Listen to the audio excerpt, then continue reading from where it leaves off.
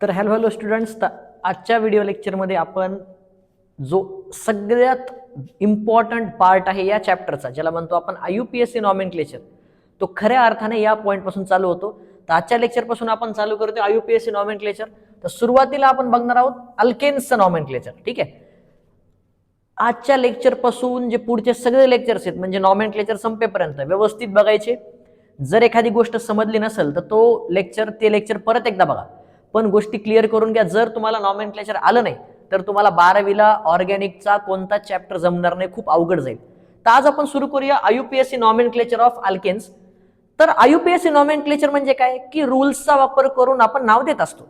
रूल्सचा मी तुम्हाला सुरुवातीला सांगितलं ना, कॉमन नेम IUPAC नेम. काय फरक आहे?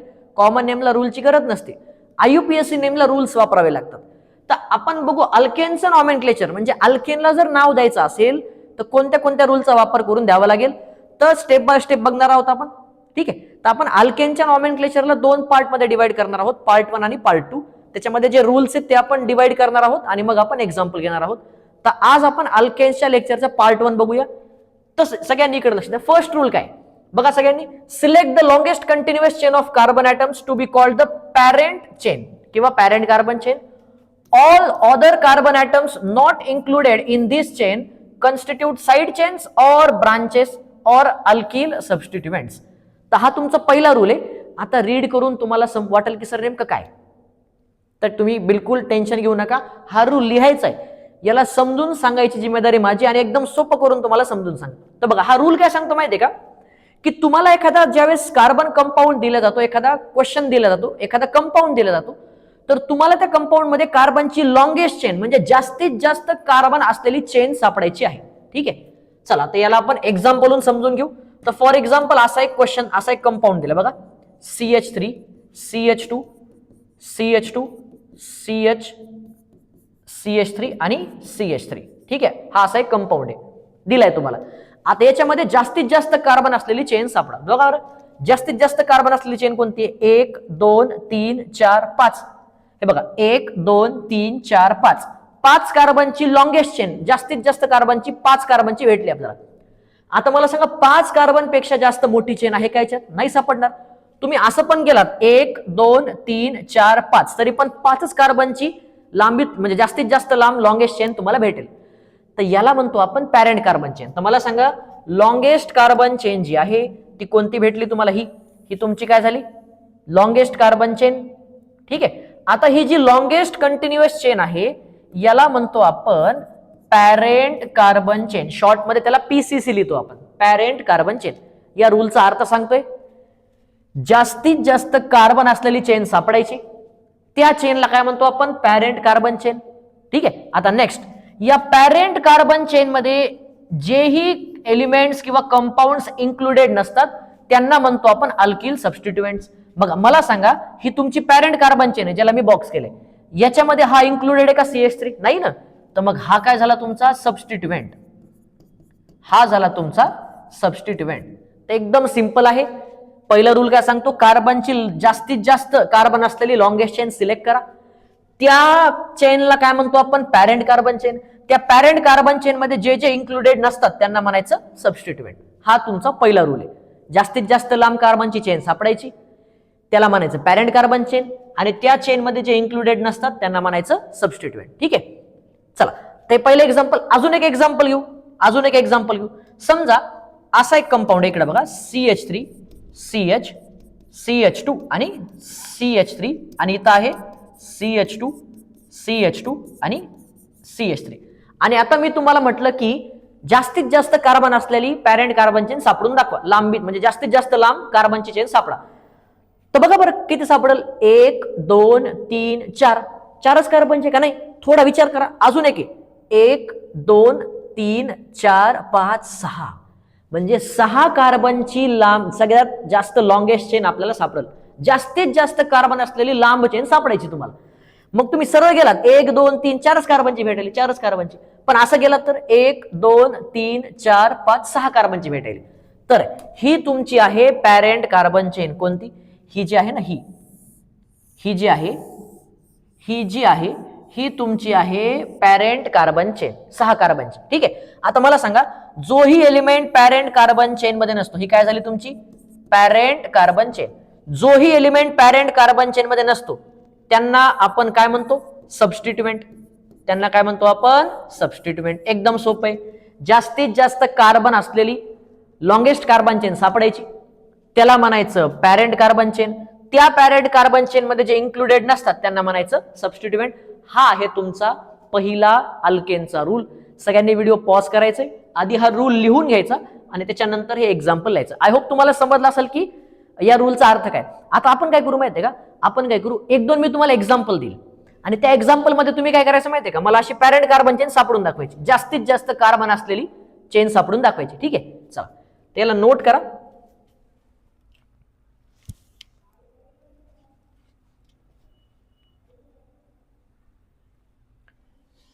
तुम्ही याला नोट केलं असेल तर आपण जाऊया क्वेश्चन्सवर.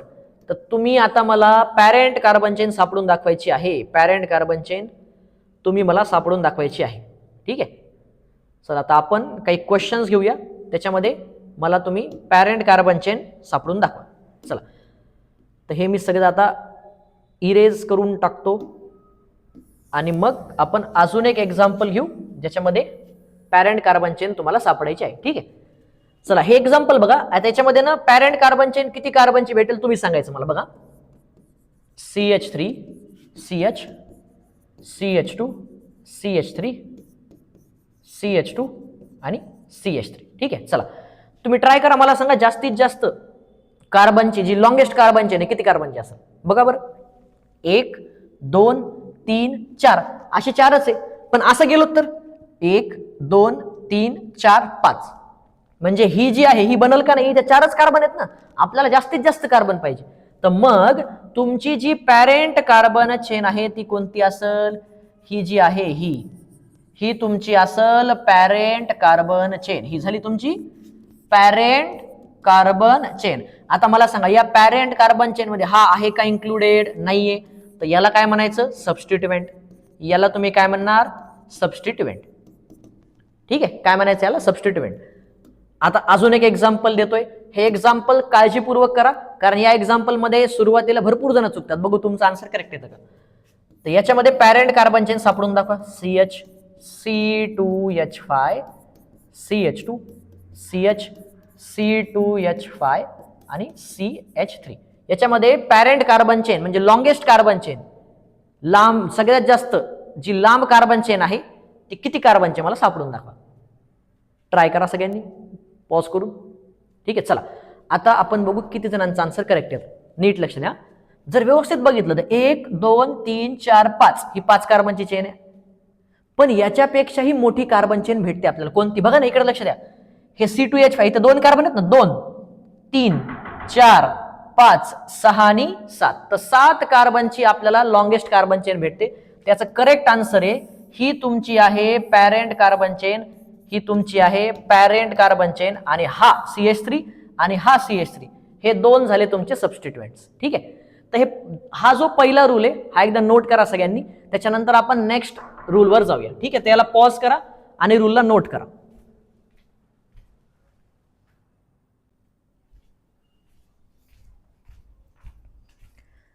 हा चला आता आपण काय करूया, जो पहिला रूल आहे तुमचा त्या पहिल्या रूल मध्येच एक अजून दुसरा पॉइंट आहे तो आपल्याला बघायचा आहे. तर सगळ्यांनी एकदा व्यवस्थित लक्ष देऊन हा पॉइंट वाचा की if 2 chains of equal length are located then the one with maximum number of substituents is selected as parent chain.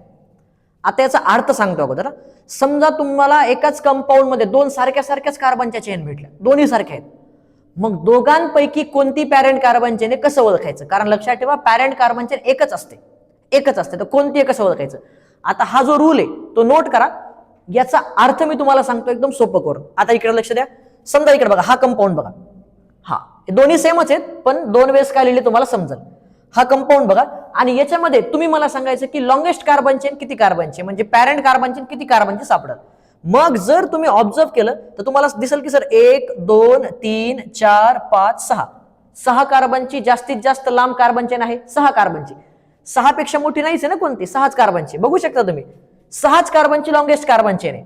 तर मग मला सांगा, समजा ही एक चेन भेटली आपल्याला ज्याच्यामध्ये 6 कार्बन आहेत. ठीक आहे, याच्यामध्ये 6 कार्बन आहेत. ठीक आहे, आता जर ऑब्झर्व केलं तर अजून एक चेन भेटते, 1 2 3 4 5 6, म्हणजे ही पण 6 कार्बनची चेन आहे आणि इथं अजून एक 6 कार्बनची चेन भेटते. अरे हा दोन्ही कंपाऊंड एकच आहेत बरं का, हे दोन्ही एकच आहेत, पण 2 वेळेस का काढले मी, कारण 2 वेगळ्या वेगळ्या म्हणजे 2 चेन्स आहेत ज्याच्यामध्ये कार्बन सेमच आहेत. बघा ना, हे बघा 1 2 3 4 5 6 कार्बन, आणि असाला तर 1 2 3 4 5 6. मग ही स्ट्रेट वाली घ्यायची का ही अशी घ्यायची, कोणती पॅरेंट कार्बन चेन सिलेक्ट करायची, त्याच्यासाठीच हा रूल आहे. तर दुसरी आपल्याला एक चेन कोणती सापडली, इकडे बघा, जी दुसरी चेन आपल्याला सापडली ती कोणती आहे, ही वाली आहे ना चेन, ती ही, हे बघा ही. एक मिनिट, तर याला आपण वेगळ्या कलरने मार्क करू म्हणजे तुम्हाला थोडस लक्षात राहील. तर समजा दुसरी जी चेन आहे ही आहे बघा, ही दुसरी चेन सापडली आपल्याला, 6 कार्बनचीच आहे ना ही पण. बघा सगळ्यांनी 1 2 3 4 5 6. आता मला सांगा, एकाच कंपाऊंड मध्ये 2 सेम नंबर ऑफ कार्बन असलेल्या चेन्स तुम्हाला भेटल्या. एक तुम्हाला ही चेन भेटली आणि एक कोणती भेटली, ही भेटली ही. ठीक आहे, फक्त 2 वेळेस का काढलं, कारण हे 2 चेन मला तुम्हाला सेपरेट दाखवायचे होते. मग हा रूल काय सांगतो की जर एकाच कंपाऊंड मध्ये सारखे सारखे कार्बन असलेल्या 2 चेन सापडल्या तर ज्याच्यामध्ये सबस्टिट्युएंट जास्त आहेत ती तुमची पॅरेंट कार्बन चेन असेल. आता मला सांगा, ही जी आहे समजा यामध्ये 1 आणि 2 किती सबस्टिट्युएंट आहेत, इथं 2 सबस्टिट्युएंट आहेत. ठीक आहे, किती सबस्टिट्युएंट आहेत, 2 आहेत, हा एक आणि हा एक, आणि इथं हा पूर्णला पूर्ण एकच सबस्टिट्युएंट आहे. तर इथं किती आहे, फक्त 1 सबस्टिट्युएंट, 1 सबस्टिट्युएंट. तर रूल काय सांगतो की जर सेम कार्बन असलेल्या 2 चेन भेटल्या तर ज्याच्यामध्ये सबस्टिट्युएंट जास्त आहेत ती तुमची पॅरेंट कार्बन चेन म्हणून काम करेल. म्हणजे ही तुमची असेल पॅरेंट कार्बन चेन, ही वाली तुमची पॅरेंट कार्बन चेन म्हणून काम करेल का, नाही करणार. लक्षात ठेवा, ही तुमची पॅरेंट कार्बन चेन नाही बनू शकत, कारण इथं एकच सबस्टिट्युएंट आहे आणि इथं 2 सबस्टिट्युएंट आहेत. तर ज्याच्यामध्ये सबस्टिट्युएंट जास्त असतात ती तुमची पॅरेंट कार्बन चेन म्हणून काम करेल. ठीक आहे, तर हे तुमची पॅरेंट कार्बन चेन झाली. ठीक आहे, चला तर याला व्हिडिओला पॉज करून नोट करा आणि हे दोन्ही लिहायचं म्हणजे तुम्हाला रिव्हिजन करताना लक्षात राहील की सबस्टिट्युएंट ज्याच्याकडे जास्त असतात तीच तुमची पॅरेंट कार्बन चेन असते. ठीक आहे, चला तर आपण जाऊया नेक्स्ट रूलवर. तर सेकंड रूल काय सांगतो बघा, याला आपण नंबरिंग रूल म्हणतो. तर हा रूल काय सांगतो की the parent carbon chain is numbered from one end to other to locate the position called locant number. आता आपण जी पॅरेंट कार्बन चेन सापडली ना, त्या पॅरेंट कार्बन चेनला एका एंड वरून दुसऱ्या एंड पर्यंत नंबरिंग करावी लागते. आणि नंबरिंग करत असताना सबस्टिट्युएंटला कमीत कमी लोवेस्ट कमीत कमी नंबर कसा भेटेल त्या डायरेक्शनने नंबरिंग करायची, ती नंबरिंग करेक्ट. आता मी काय केलं माहितीये का, याचा अर्थ मी तुम्हाला मराठीत सांगितला. हे जे लिहिलंय ना, हे जे लिहिलंय याचा अर्थ मी तुम्हाला मराठीत सांगितला. आता एक्झाम्पलून समजून घेऊ, लगेच समजून जाईल. बघा, समजा एक असा कंपाऊंड आहे आपल्याकडे, एक असा कंपाऊंड आहे CH3 CH CH3 CH2 आणि CH3. चला मला पटकन सांगा, पॅरेंट कार्बन चेन किती कार्बनची असेल, लॉंगेस्ट कार्बन चेन सांगा किती कार्बनची. लगेच समजून जाईल तुम्हाला की सर लॉंगेस्ट कार्बन चेन 4 कार्बनची, ही तुमची पॅरेंट कार्बन चेन. बघा ना, 1 2 3 4, 4 पेक्षा मोठी भेटणारच नाही तुम्हाला. असं जरी आलात 1 2 3 4 तरी 4च कार्बनची. ठीक आहे, तर पॅरेंट कार्बन चेन सापडली आपल्याला. तर ही आपली पॅरेंट कार्बन चेन आहे. इकडे बघा, ही आपली काय पॅरेंट कार्बन चेन. मग हा काय झाला तुमचा सबस्टिट्युएंट, हा काय झाला तुमचा सबस्टिट्युएंट. जो कंपाऊंड किंवा एलिमेंट पॅरेंट कार्बन चेन मध्ये इन्क्लुडेड नसतो त्याला म्हणायचं सबस्टिट्युएंट. सांगितलंय तुम्हाला. आता रूल काय सांगतो माहितीये का, तुम्हाला या पॅरेंट कार्बन चेनला नंबरिंग करायचे. मग तुम्ही इकडून चालू करा का इकडून चालू करा. मग कुठून नंबरिंग करायची, जिकडून या सबस्टिट्युएंटला कमी नंबर भेटेल ती नंबरिंग बरोबर असते. समजा मी असं म्हटलं की इकडून केली, मी राईट साइडने नंबरिंग केली. ठीक आहे, तर बघा जर मी राईट साइडने नंबरिंग केली तर समजा 1 2 3 आणि 4. ठीक आहे, पॅरेंट कार्बन चेनला नंबरिंग करायची तुम्हाला. हा रूल काय सांगतो, पॅरेंट कार्बन चेनला नंबरिंग करायची. तर मी राईटने केली 1 2 3 4. तर मला सांगा हा जो सबस्टिट्युएंट आहे याला किती नंबर भेटला, 3. पण मी जर लेफ्टने नंबरिंग केली, लेफ्टने मी जर लेफ्टने नंबरिंग केली तर काय भेटेल, 1 हे 2 हे 3 आणि हे 4. आता तुम्ही मला सांगा कोणत्या नंबरिंग मध्ये सबस्टिट्युएंटला कमी नंबर भेटलाय. राईटने नंबरिंग केली तर 3 नंबर भेटला आणि लेफ्टने केली तर 2 नंबर भेटला. तर रूल काय सांगतो, जिकडून सबस्टिट्युएंटला कमीत कमी नंबर भेटतो ती नंबरिंग करेक्ट आहे. तर याचा अर्थ ही जी लेफ्ट साइडने नंबरिंग केली ही तुमची करेक्ट नंबरिंग आहे आणि ही वरची तुमची रॉंग नंबरिंग आहे. कारण इकडे बघा ना, इथून नंबरिंग केल्यावर 3 नंबर भेटायला आणि इकडून लेफ्टने केल्यावर 2 नंबर भेटायला. जिकडून नंबर कमी भेटतो ती नंबरिंग करेक्ट असते. आता सबस्टिट्युएंटला हा जो नंबर भेटलेला आहे याला म्हणतो आपण लोकंट नंबर. हा जो सबस्टिट्युएंटला नंबर भेटलाय ना या नंबरला काय म्हणायचं, लोकंट नंबर. ठीक आहे, समजला असेल तुम्हाला हा रूल काय सांगतो. तर पॅरेंट कार्बन चेनला अशा दिशेने नंबरिंग करा की जेणेकरून सबस्टिट्युएंटला कमीत कमी नंबर भेटला पाहिजे. मग ती राईटने करायची का लेफ्टने ते तुम्ही बघायचं. जिकडून नंबर कमी भेटल ती नंबरिंग करेक्ट असते. ठीक आहे, चला तर सगळ्यांनी या रूलला नोट डाऊन करा. तर आय होप तुम्हाला समजला असेल. हा अल्केनच्या नॉमेनक्लेचरचा पार्ट 1 होता. आता पार्ट 2 मध्ये आपण राहिलेले काही रूल्स आणि मग राहिलेले एक्झाम्पल्स म्हणजे या रूलचा वापर करून एक्झाम्पल सॉल्व्ह कसे करायचे आपण पार्ट 2 मध्ये बघणार आहोत.